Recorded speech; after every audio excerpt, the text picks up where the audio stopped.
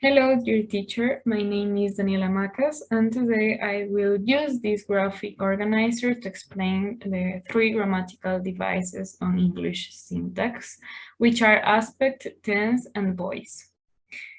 First, the aspect refers to the form verbs might take in different types of constructions. In English, aspect has three main forms, which are simple, progressive, and perfect aspect. Simple aspect includes the verb stem, considering the person used as subject, singular or plural. Thus, it determines if the verb should be inflected by using s or es in present or ed in past or irregular verb forms. Some examples are Sandra writes a letter. This is a simple aspect in present. And Sandra wrote a letter is a simple aspect in past. The progressive aspect is formed by verb phrases that include the verb be plus verb and ing or the gerund. It occurs in continuous actions in present, past, or future. The progressive aspect shows how the speaker perceives an event, ongoing or temporary, or as completed and permanent. For example, Marcia is swimming is an ongoing action, and Marcia is swimming very well is a completed action. So in other words, she performs better now. And in the third aspect is perfect aspect. And it shows the completeness of a verb, and it includes the use of auxiliaries such as have or has for present perfect and have for past perfect, plus the verb in past participle. The present perfect is used for actions that began in the past and continue into the present. The time when the action happened is not directly specified, but sometimes it's clear that an action has been performed recently. For example, they have traveled to Quito and she has finished her project.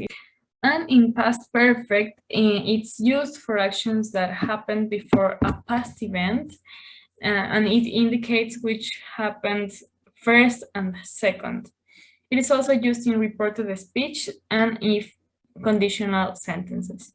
For example, when my brother called me, I had already finished my exam.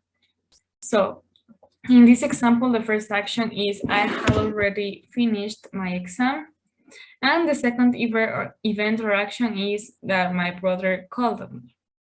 I will go to the second topic, which is the tense. Past, present, and future tense and finiteness are very related, since for a verb to be tensed, assign the time of occurrence. It has to be finite.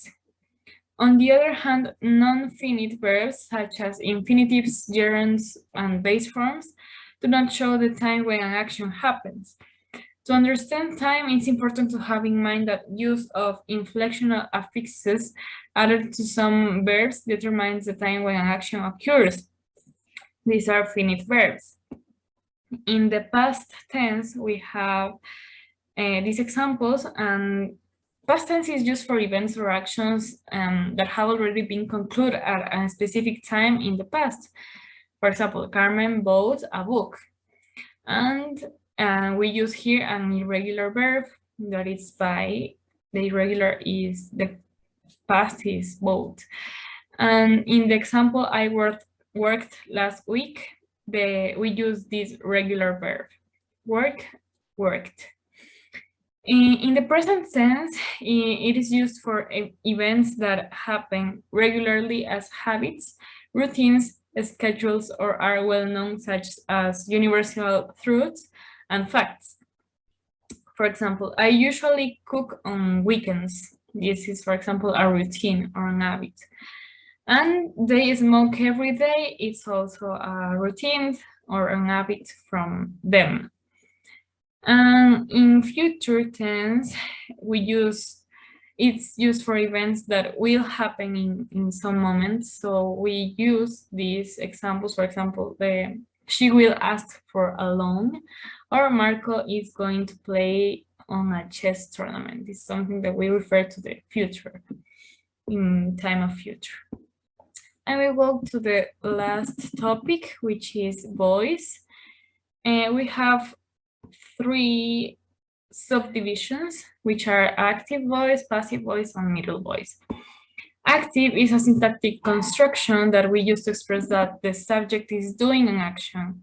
The active voice focuses on the doer of an action or the agent or person who performs the actions. Thus, the subject does the action that the verb indicates. For example, my brother wrote a letter. In this sentence, the focus on the performer of the action, my brother, and the action is expressed by the verb write. In this case, wrote. Another example in which the subject is the doer of the action is the sentence. Luis paints the house. The doer of the action is Luis, and the action is expressed in the verb paint. In this case, Luis paints. Passive is another construction in which the focus is on the receiver or the action, which is also called the experiencer. When transforming a sentence from active voice to passive voice, the noun phrase used as an object in the active sentence moves to the subject position in the passive construction. For the passive forms, we need to use the verb be with a past participle. First, we use the passive voice when we do not know who did the action, or it's not important who did this action. Also, this voice is used when it's clear who the agent is. And finally, when we consider that it's important to mention who did the action, we use by. For example, the cake was made by Rosa. Here, the object cake was moved to the subject position, which is usually the first. And we specify that this cake was made by Rosa. Also, we have this example, a poem was written by Pedro. The object poem is on the subject position. And the last voice is middle voice. This third voice is considered as a result of the active and the passive voice. In this type of voice, the agent and receiver of the action might be the same noun phrase, or it might not be defined. Also, the focus is on the action affecting the subject. For example, the baby dressed herself. As we can see in this example, both the agent and the receiver is the same, which is the baby. Another case in the middle voice is this example. The cake tastes sweet, in which there is not an explicit doer of the action. Anyway, we can understand that someone is doing this action of tasting.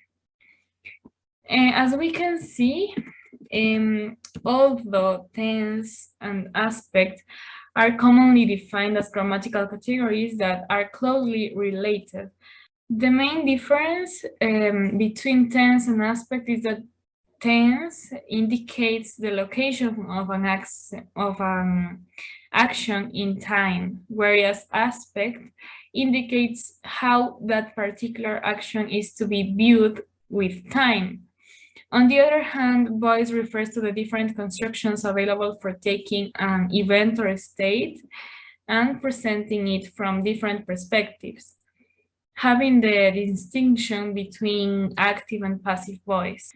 When the subject is the agent or doer of the action, the verb is in the active voice, while passive constructions refer to or give emphasis to the object or receiver that is affected by the action. In addition, the middle voice combines both active and passive constructions. And finally, regarding the importance of knowing about aspect, tense, and voice when studying syntax, I consider that these topics are very important because we are going to be teachers and we need to clearly understand them and be able to explain these three concepts: characteristics and subtypes, and the differences among them, so that we can teach them in a confident way. Thank you.